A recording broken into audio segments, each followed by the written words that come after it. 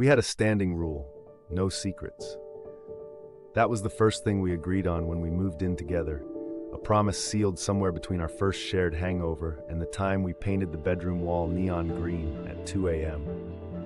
So when I found the velvet box wedged behind the flower canister, tucked away like some shameful relic, my stomach twisted.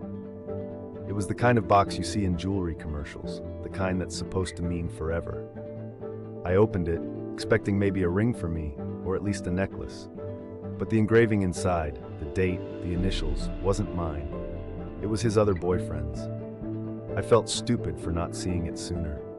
There were signs, late nights, whispered phone calls in the bathroom, the way he'd always changed the subject when I brought up anniversaries. But I'd chosen trust over paranoia, and now I was standing in the kitchen with proof he'd split his love into careful halves.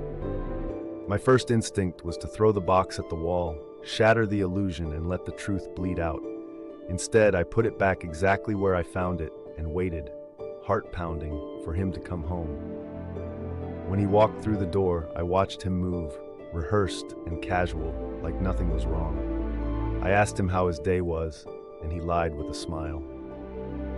The calmness in my voice must have unnerved him because he kept glancing at the counter, eyes flickering to the flower canister. I let the silence build until it was unbearable, then simply told him I knew.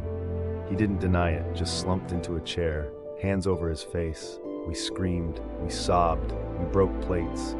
He said he loved us both, but differently, like that was supposed to make it hurt less. The real twist was how much relief I felt. I'd been clinging to a fantasy version of us, afraid to admit that I'd noticed the cracks, afraid that if I let go I'd have nothing left.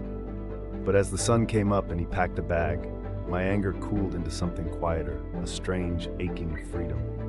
Maybe I wasn't really scared of being betrayed. Maybe I was just terrified of being honest about what I needed.